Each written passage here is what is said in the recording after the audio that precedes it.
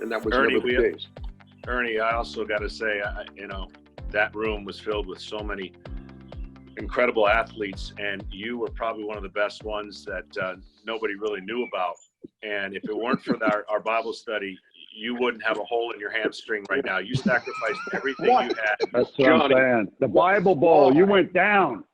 Yeah. Why is it that every time we get together, it always ends with my torn hamstring on your football field? Because I feel bad. I feel bad that I begged you for years to play in our game. I begged you. And you know, I'm a as a quarterback, I have plays that nobody in the world has. Like my mind goes places.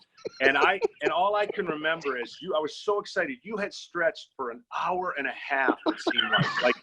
You were the stretching was unbelievable.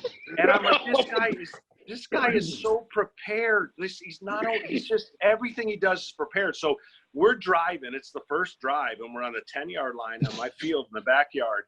And I called a play, and here I see you go. Now, I have a fake injury play that you can only use once. You know, you go down, you fall like you hurt yourself, and the defender leaves you alone, and then I chuck the ball to you on the ground.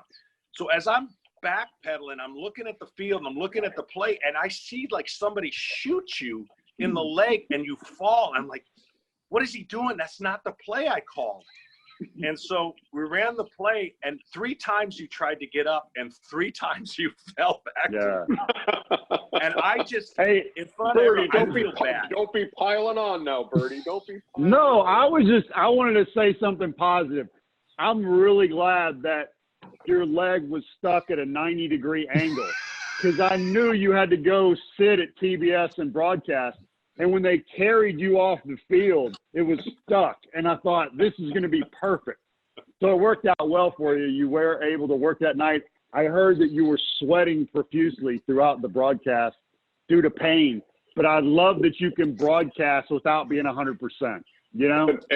And you know what? The other thing about that story is, after they carried me off and I was in a seated position, and so they put me in the car, and I said, you know what? I'm going to drive down to the studio, and I'm sure that by the time I drive down there, this thing will have settled down. And as soon as I parked on the curb right outside the studio entrance and opened my car door and got out and fell for the 4th time.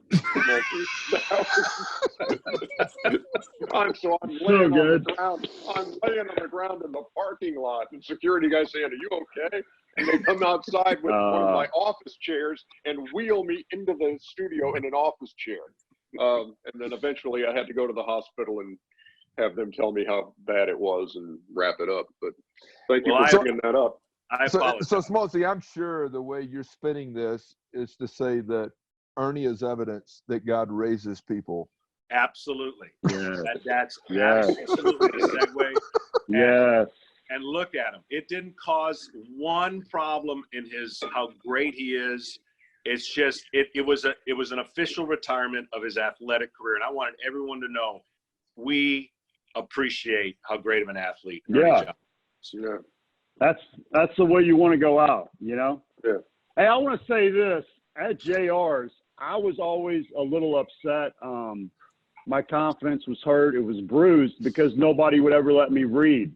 And when it came down to reading scripture, it was always EJ. And I said, why always EJ? I can read too. I'm not just an athlete that only knows how to throw a ball. And they said, well, the reason it's EJ is because he has an Emmy Award. And that really hurt me.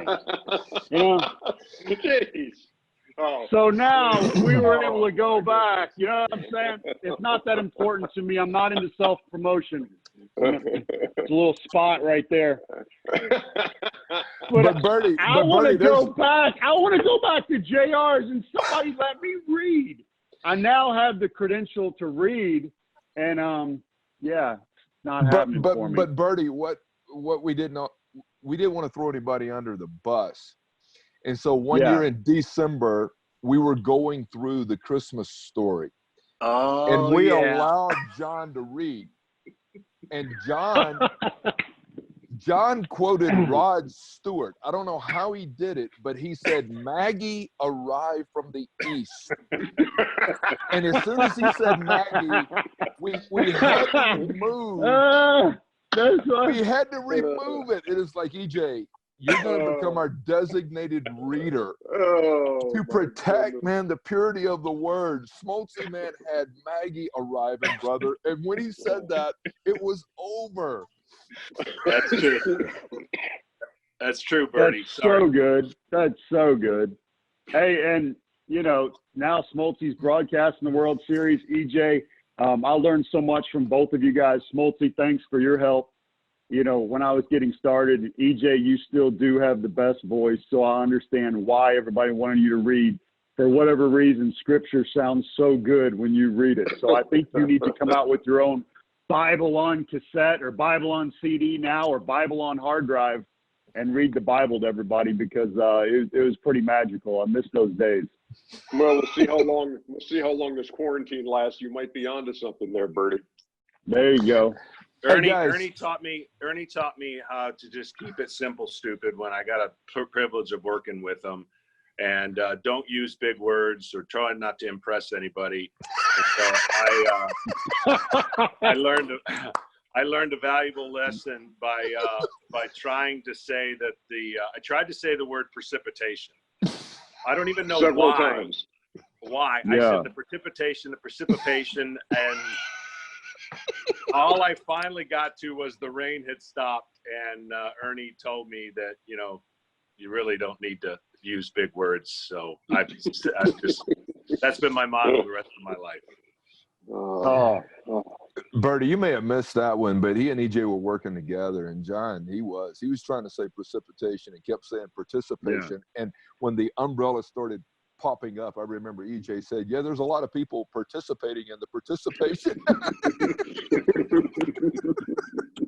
The first time I saw Smoltzy broadcast, there was just a picture, and you could only see ankles and feet like this. You could just see feet. And John says, you know what this is called? And everybody's waiting for it. And he says, footage. And I thought, the secret's out, first of all, on John's sense of humor. And I don't know if this is too simple, stupid for everybody or not, but it worked. So congratulations. Way to go. Thanks. Hey, Smoltzy, you know what Cheryl Ann and I ordered the other day, and it came in the game thing? Backgammon. Have you played backgammon? I was seventh grade champion. How did I know that would be your answer? But we used to play it a lot and then hadn't played it. And backgammon is also, I highly recommend it. Highly recommend it. It's a great sharp. Game. You got it. Yeah. I was. Were you really the seventh grade champion? 7th and 8th grade, back-to-back years. Oh. Hey, Birdie. Hey, yes. Birdie. I'm going to end you with this, because we heard the birds in the background with Cashman. Do you know why crows never get hit by cars? Oh, this is horrible. I do not know. I do not. Well, they always have buddies up in the tree going, car, car, car. I told you, that's horrible. Hey, Smoltzy, if you my were going day just got better. Smoltzy, if you were going to end it with a joke, you know the one that you should have, the one that you should have used. Yeah. So the one I would use, I think you've heard it. You guys have all heard it, but there was there's not much traffic going on right now, and people are asked to stay at home. So before this happened, I was trying to get down to the airport, and there was this, basically a backup, like there is. Traffic's bad, and I finally got out of the car and nobody was moving. I went up to the police officer. I said, is there any chance we're going to be moving anytime soon? And the police officer said, well, no, there's a problem. We have a head-on collision, and we can't move any of the carcasses until we get an eyewitness report. And I said, you're talking about those two turtles in the middle of the road? He said, yeah, they had a head-on collision. We got to get right down the report before we can move the carcasses. I said, if you ask anybody if they saw it. And he goes, I looked around, I didn't see anybody. He said, well, there's a snail sitting on the side of the road. How about asking the snail? And so he says, it can't hurt. And he goes over to the snail and he says, Mr. Snail, did you happen to see this this accident because we need to write this. And he said, I did, officer. He says, great. Could you tell us what happened? He goes, I would, but everything happened so fast.